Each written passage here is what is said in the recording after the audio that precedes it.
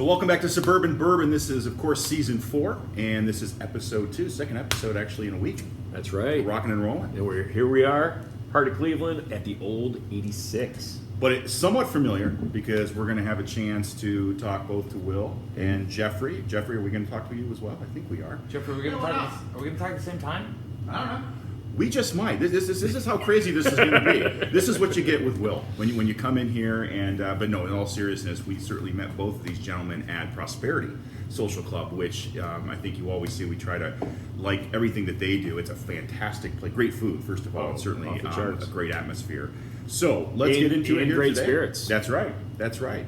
So let's get into it today. So first and foremost, Will, how do you get here? What's the address here at the old 86? This is Old 86. We're at 5304 Detroit. So we're on Detroit between, so I guess east of Gordon Square, west of Hingetown, in sort of a funny little no man's land on what is otherwise a very populated strip of the Detroit Shoreway. We opened up. Jeffrey, when did we open up? May 12th, May 13th, something like that. So less than a year we've been here.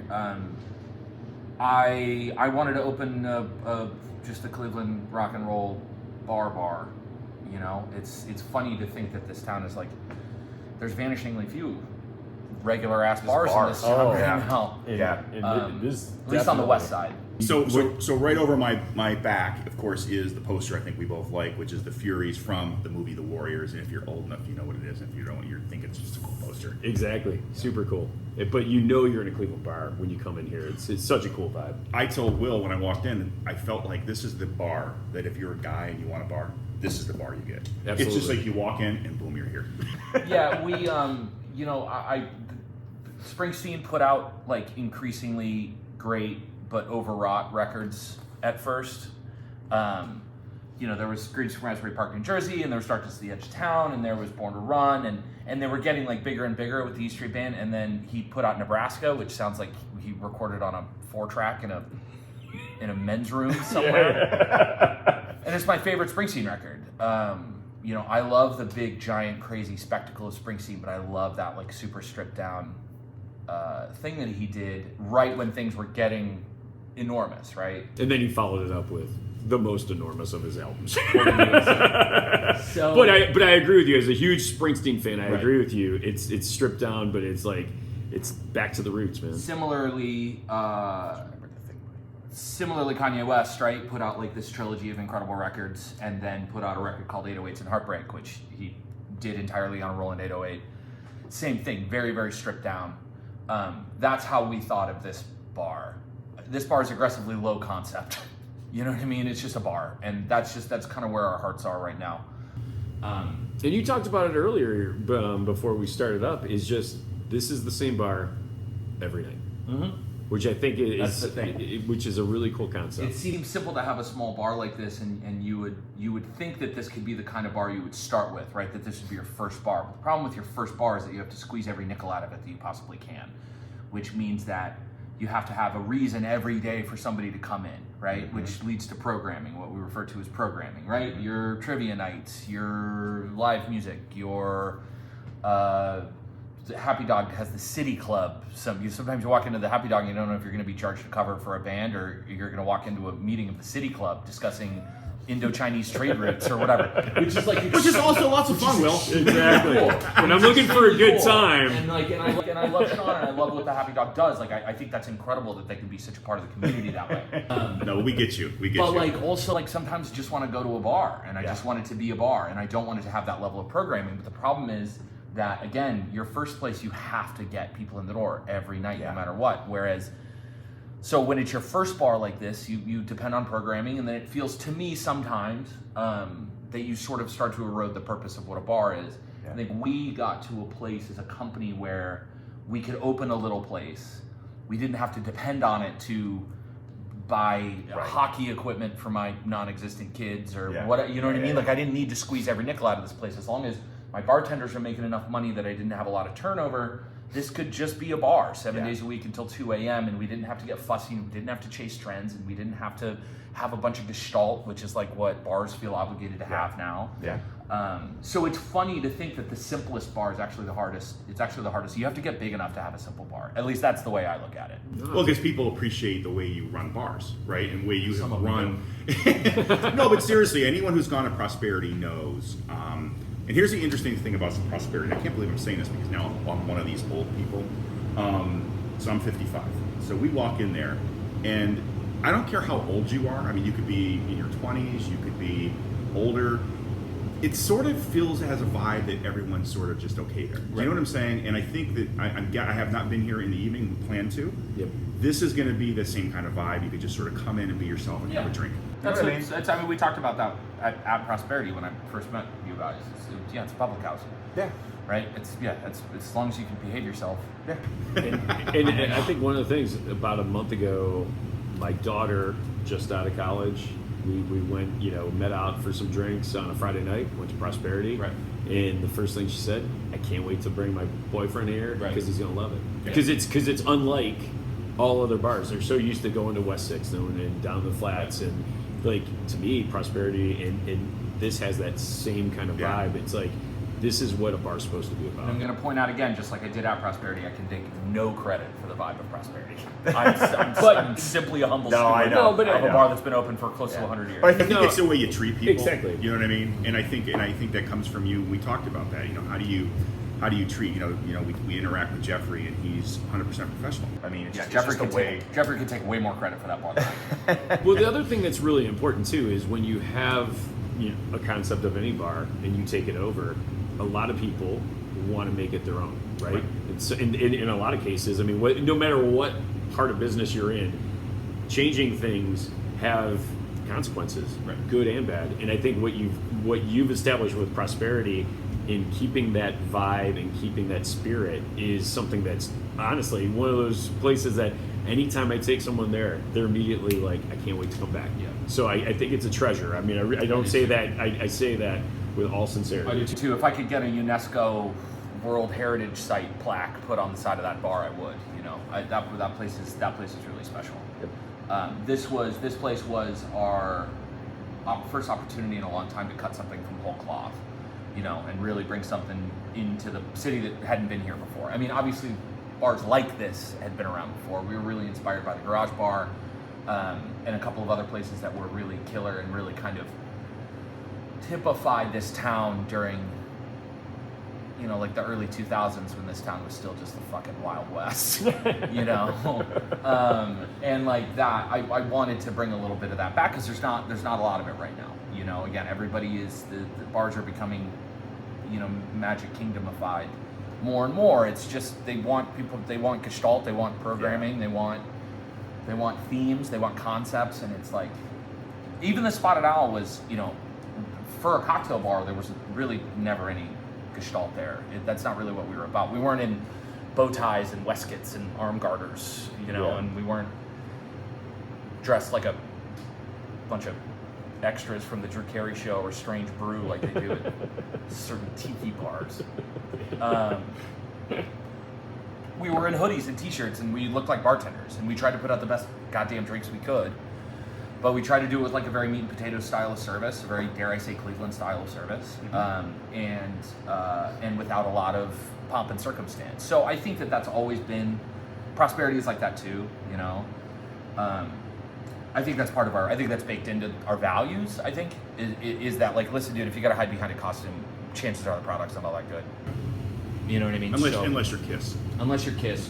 Or Porco Tiki Lounge, the best tiki bar in the country.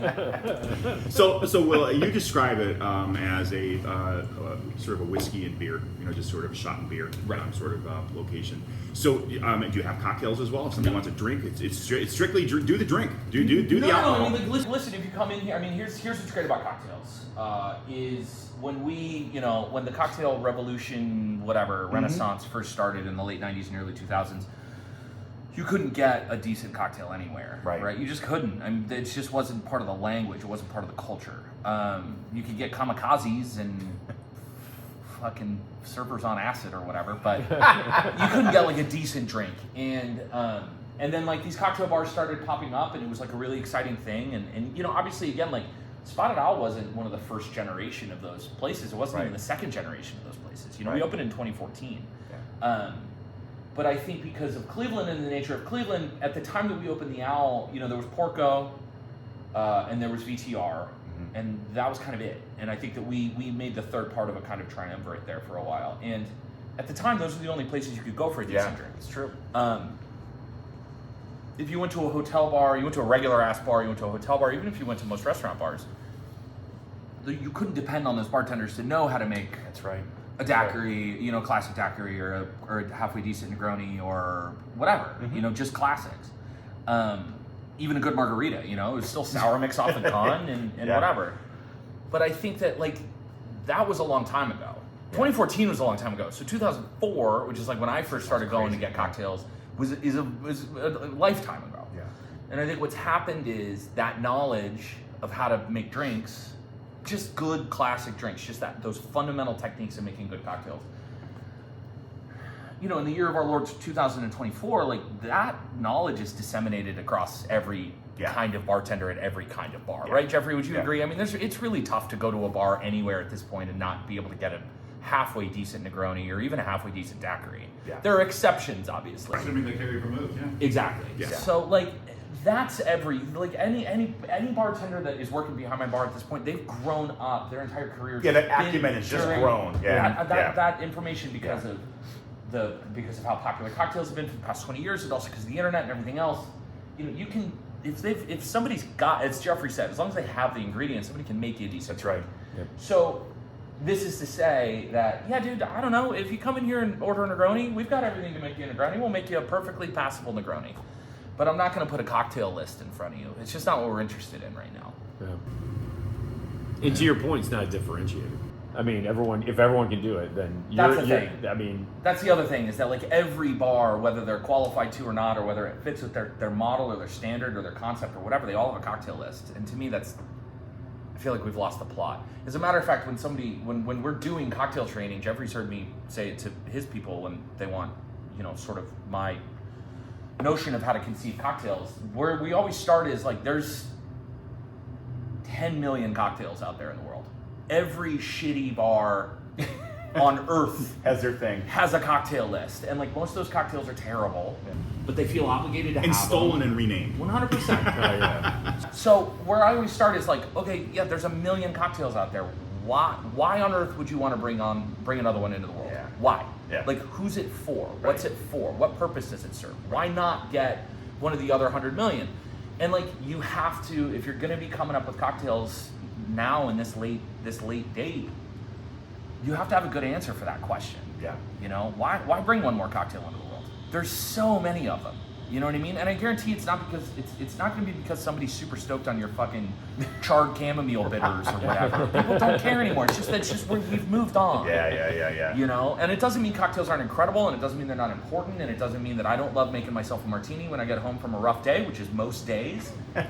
Like, but they have their cocktails are place. important. They have their place. They're not in our heart right now, and maybe they will be again as a company. But right now, it's like, when we announced that we were rebranding the Owl and we opened this place the same weekend, I said in the press release that like, Spotted Owl's bringing in a lot of money, but I'm bored. I'm bored with cocktails. I want to do something different. I want to do bars. I want to do wine. I want to do different things. Mm-hmm. And everybody got pissed. But fuck them. You know what I mean? Like, I'm gonna tell I don't know what to say. I did get bored, and like, these people are grown-ups, and they don't need to be protected from the truth. I didn't say they should be bored of cocktails. Right. I didn't say cocktails are bullshit. Right. I said I was bored of Yeah, cocktails. yeah. You know what I mean? Yeah, And I'm you sorry, wanna but go like, into- why do you you think wanna do I went into business for myself? To do what Right. you wanted me to do? Right. No, dude. Like, I don't know what to tell you. You know what I Right, mean? Like, I'm right. not going to do something if my heart's not in it. Right, You right. know. But everybody, my fucking generation is so worthless. we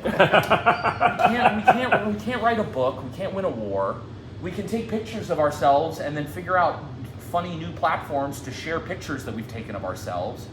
We want to think of ourselves as rock and roll, but all we ever do is clutch our pearls. It's pathetic. See, we're Gen X. We just you guys never gave a shit. we don't give a fuck. Right, I know. It's like, I know. whatever. I love it about you, and I love it about your kids too. Yes. Right? Because It's Gen Z is they're exactly like the that. same way. Yes, We're I the am. ones. We're the ones.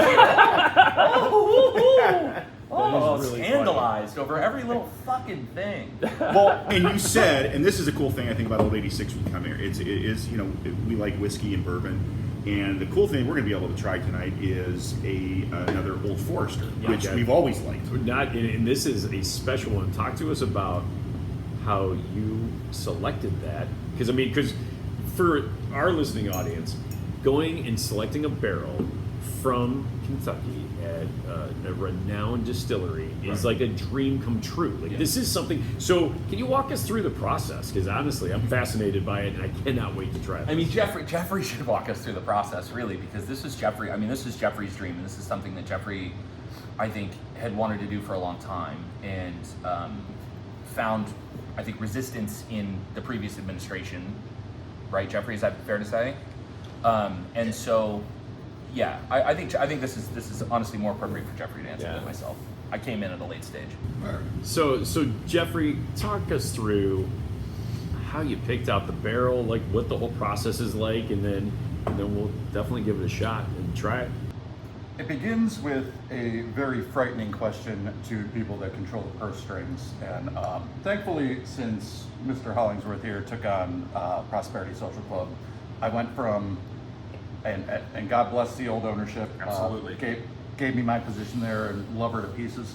But to say that she wasn't a fan of spending money is quite the understatement. She was very smart with her money. And Very fair smart statement. with her money. And I think this gentleman was talking to her back in the day too, which probably had a lot to do with, well, how much am I going to put into this place if I'm just going to be selling it down the road? But Will, to his credit or discredit, because I'm a maniac, Terrible with money. very rarely ever utters the word no if I ask for anything. So God bless you for that. And so Because you only ask for cool shit. And this I qualifies. say no and it's stupid. And so when he took over, my whiskey selection probably smaller than this dive bar's current whiskey selection. And I just kept saying, hey, you mind if I bring in X way? And it just kept going up the hill. Boiling a frog. Like the Price is Right with the yodeler. And I'm like, one day, it's when I'm turning in my monthly inventories of what I have on hand, he's gonna be like, what the hell are you doing?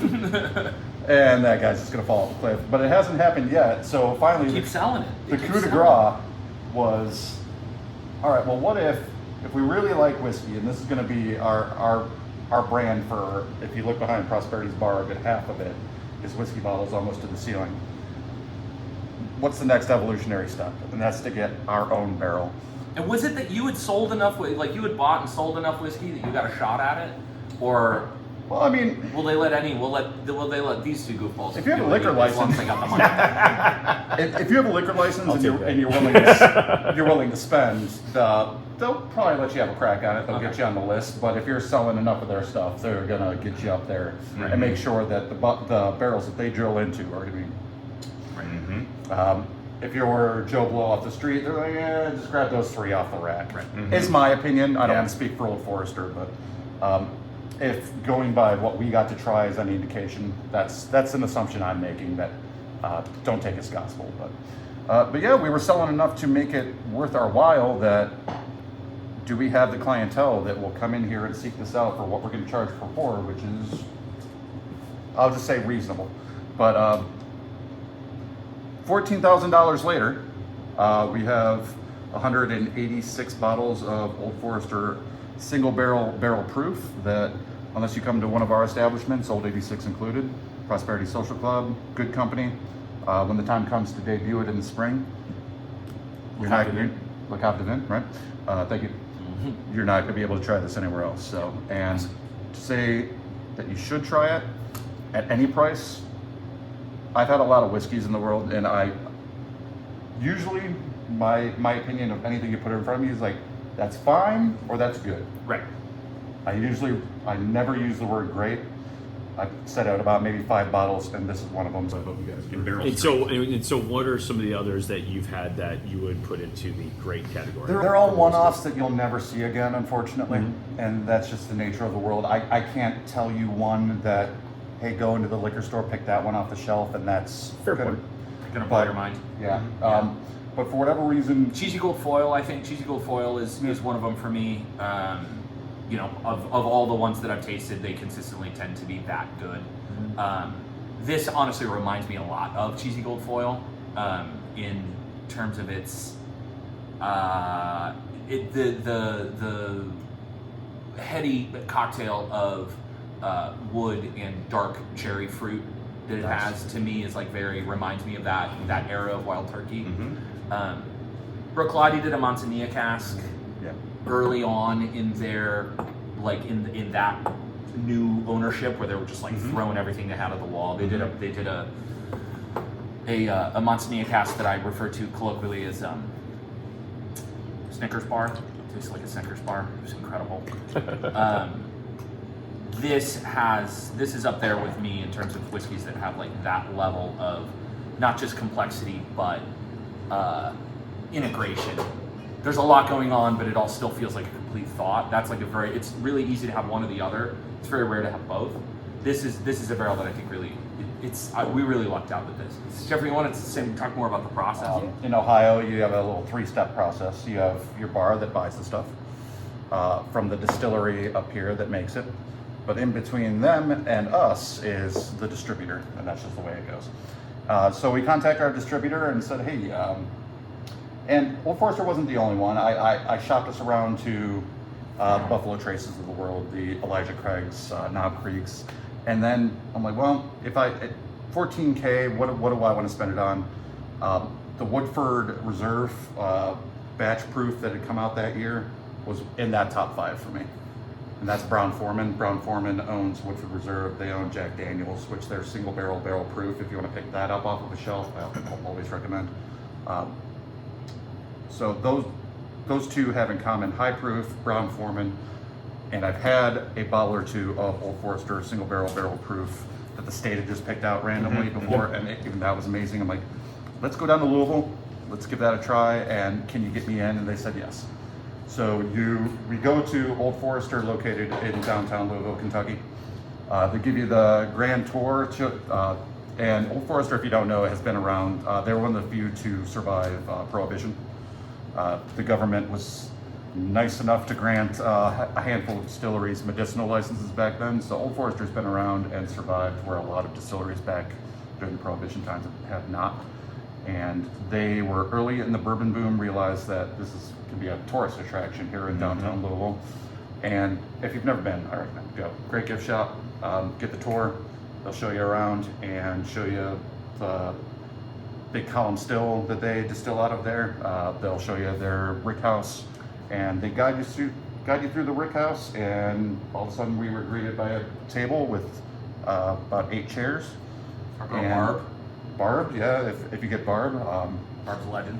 By the way, I put in front of you just regular Old Forester 86 proof, to kind of a control for what you're eventually going Is to Old taste. Forester, is anyone do the Statesman too? Yes. Yes.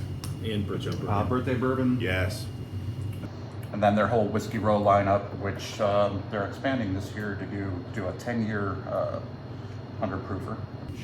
Have you had the birthday bourbon? We're lucky enough to get a handful of the birthday bourbons, and I usually get 1 bottle a year. Yeah, we because get allocated it pretty regularly. our distributor likes us. So. Yeah, I'll tell you right now, that's a special bottle. It really is. Year after year, it's always really good. It's the real thing. When you talk about things that when you get a chance to taste it, is it worth the money? It's like, it's worth the money. It is. Yeah. It just is. It is.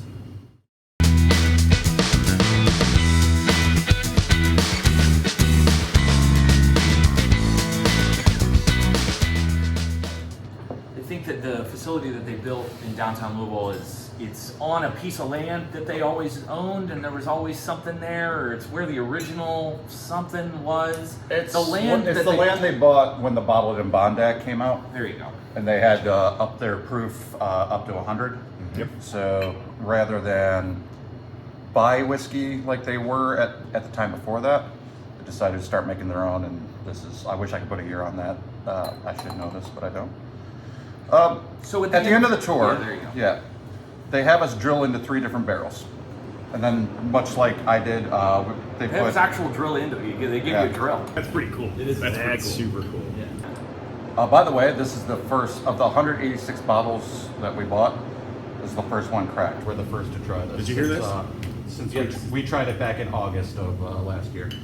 Wow. That's how long. That's how many middlemen you have to deal with after you try something to actually get in a bottle and get it into your hands. We just got this last week. Jeffrey So- and Will like us. No, but no You more know, than that. we This feel like we have. But this drinking is a friends. suburban bourbon exclusive. This is. That quite honestly, This Yeah, is. this is the first. This is I- the first time Jeffrey. This is going to be the first time Jeffrey and I have tasted this whiskey since August, yeah. Since we tasted it straight out of the barrel. Can we just say the audience suck it? Because We've been saying it. Well, here's the nerves though that go into this. Like I said, there were middlemen in between us and what we tasted in August, so it also spent a little more time in the barrel. Did they give us the correct barrel? I have all the faith in the world they did. I'm joking, but these are the nerves that go through your head. But when you crack into the bottle that you tasted in August, and they gave us 3 to try, all amazing. But I think I can speak for Will because he and I shared the same thoughts, and we let the 5 people that were with us that probably drank a whole lot less whiskey in their lifetime than us, but It was very they funny got it. 'cause- They got an equal shot at it. Jeffrey and I were sitting across the table from each other, so we're at a big table, and it's me, Jeffrey, it's one of our other managers, Jalissa's friend Alex, neither of whom are like big whiskey people. Our VP for marketing, Heidi, because she wanted to be there to document the whole process, who doesn't drink whiskey at all. And then one of our chefs, Ryan, who drinks a lot of whiskey, but not in the way that you guys do. Let's say that. thank you. I think. It's not that we were like, it's not that Jeffrey and I were like the only real whiskey guys there, but I think we were the only real whiskey guys at that table. And so, but we all tasted everything, tasted things. You know, you punch into the 3 barrels, they pour it out for everybody in 3 glasses. You know, on A, B, and C. You have a little eyedropper of water, and Which I didn't use. Which he didn't use, which I did because I always do because I'm a Scotch guy, so I rely very heavily on water. And then you're encouraged to like taste out of order, Yeah. right? And take notes and not talk for the first. They want everybody to taste everything and take notes and rank their preferences before discussing anything. Then you taste again with some water. Similar kind of thing. We talked a little bit more maybe the second round. I think we were getting a little bit chatty with 130 proof whiskey. That happens. It happened. Yeah. And then the third go around, you're encouraged to like drink Yeah. and talk and like have it out. And I think from the within a minute, Jeffrey and I like tasted through in different orders. And I like the door, thank God. Tasted through in different orders, and then there was a moment very, very early on into the tasting where, again, Jeffrey and I were across the table where we both just kind of like, we had clearly just sipped the same one, and we just like immediately made eye contact, like, oh my God.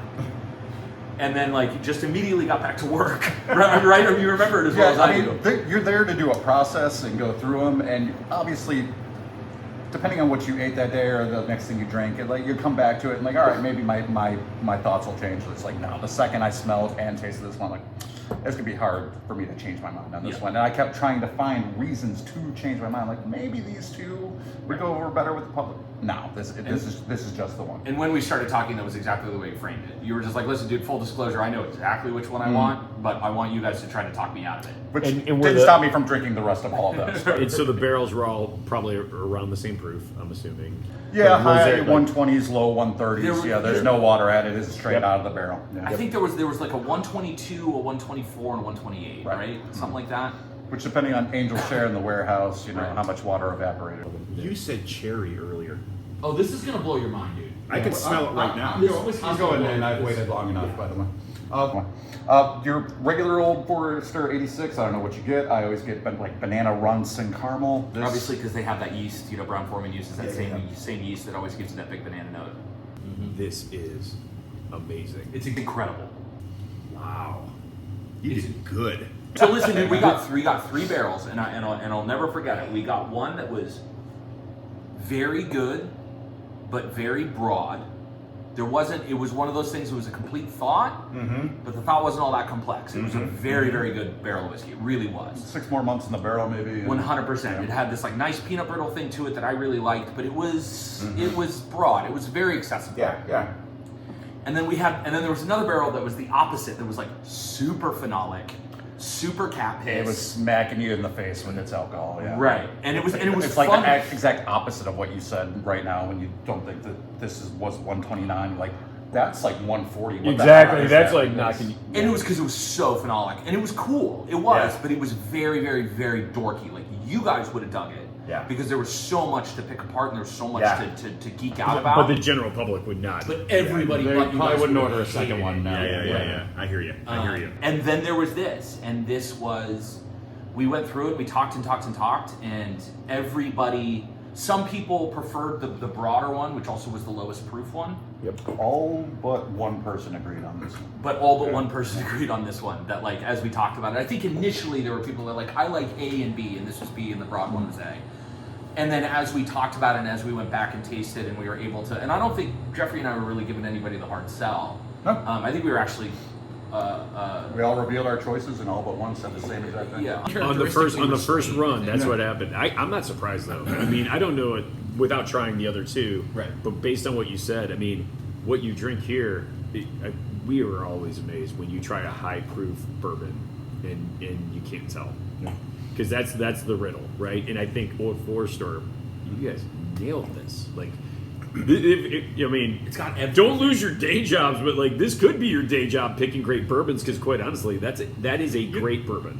You know what? It's funny, as we've done this, and we, going down the bourbon trail and doing tastings. One thing I never did before that I do now, to really appreciate it, is you have that first sip, and you kind of swish it around your mouth a little bit and get and I'm sure you know this, you kind of get your palate ready for it. Right. Yep. And then the more you drink it, that second or third taste, It's amazing. that's when you really taste That's what I'm it. saying, I like- never used to. I was like, every like, was that was Yeah. good or bad? You know. Now, But now this if you is go like- back to that 86 proof, like you'll notice now this is you're starting to taste watery here. But it's great to AB like with the same exact whiskey, the same exact mash bill, just a Oh, yeah.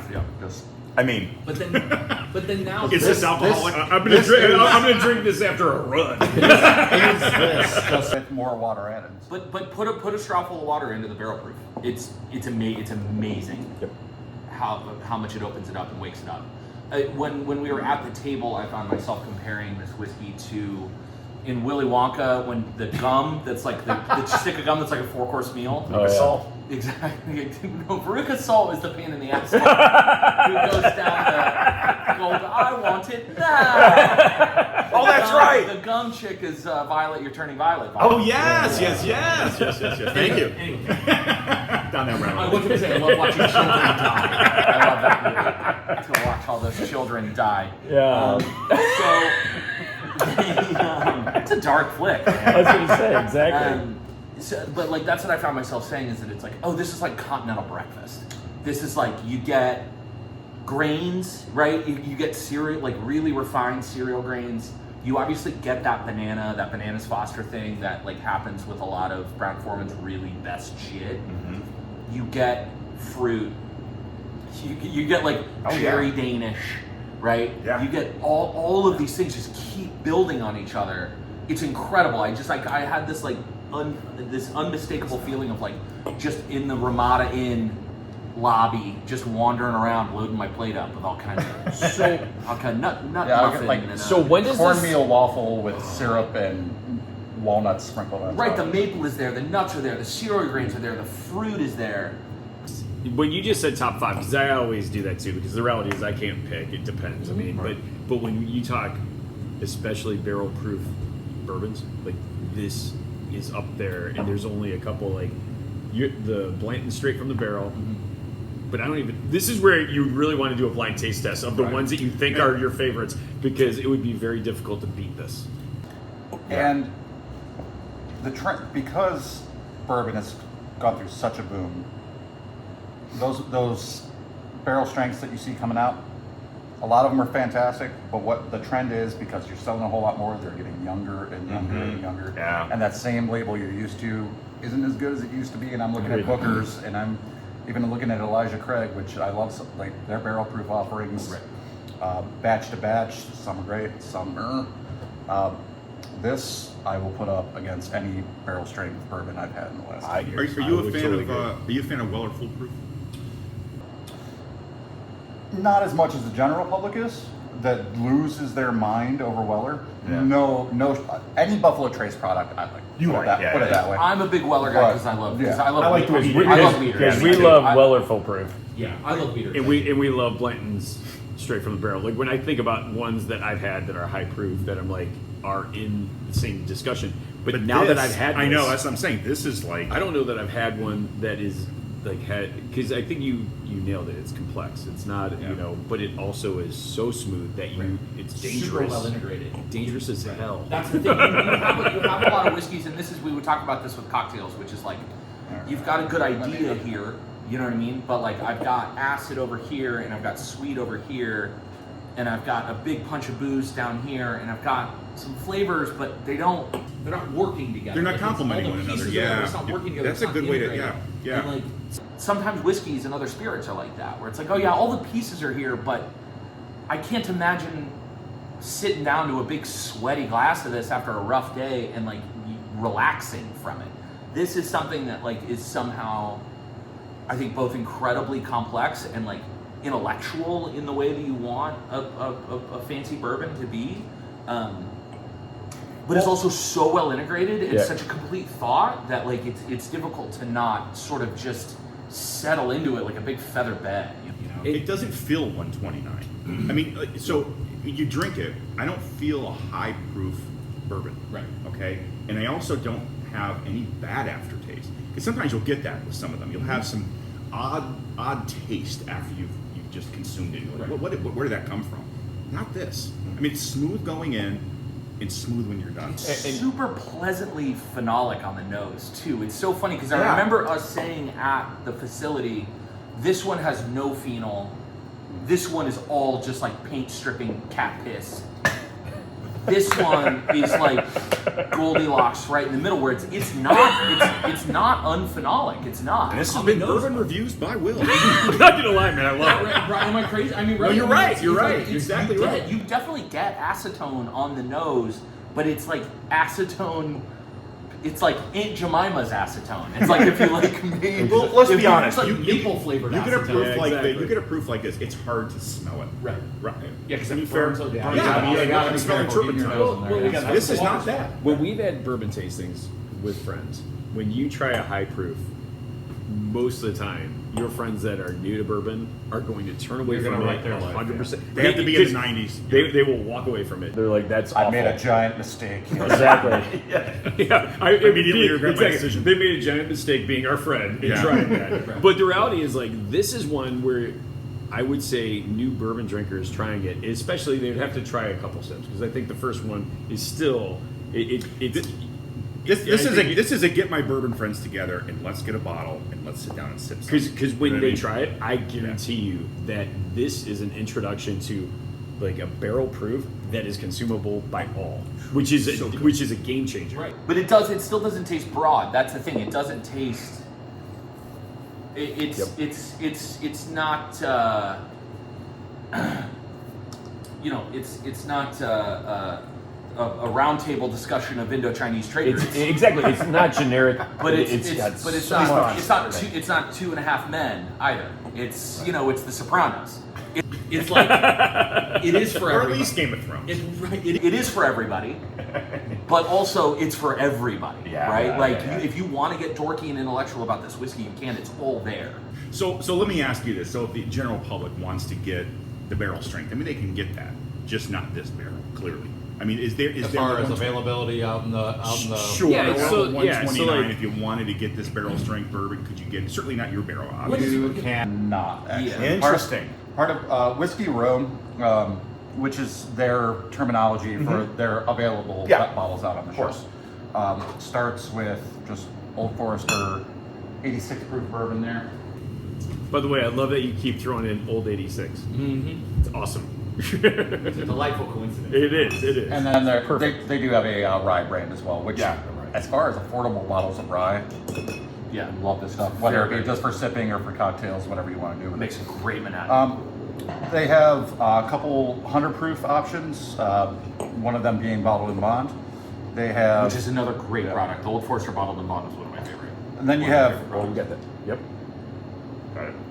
we have two of my dear favorites, 1910, which is their double barreled offering.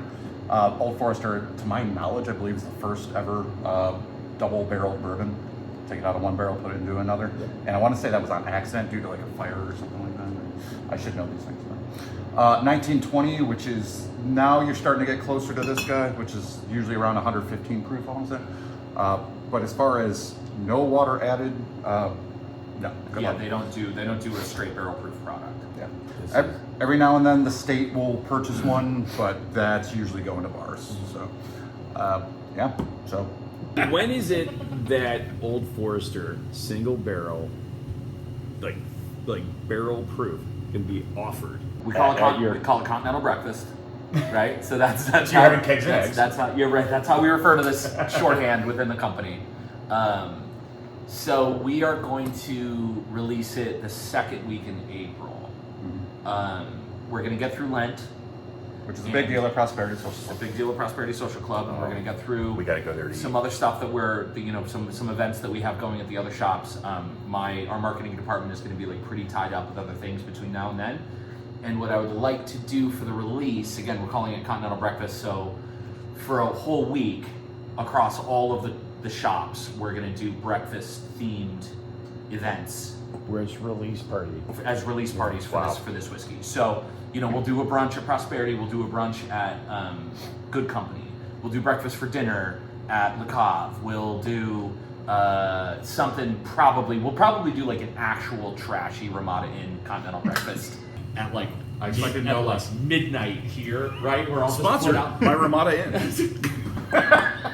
I'm sure the Ramada Inn continental breakfast is very good. Just for the record, If you're a businessman or a it's booker, go to 2-star. It's 2-star at best. Okay, very good. It's 2-star He at said- He best. said it on. So like I'm not. the little cute boxes of cereal, Yeah. or even the things with the handle that The little dispenses cranky- the the cranky yeah, deal. Just for the record, we'll never be Yeah. sponsored. No, by Ramada. trust me. we went on enough soccer travel. Remember when we take our daughters to soccer with the overnight, and it was a thing like Cheerios, Love those, dude. Right. Fruit Loops, whatever.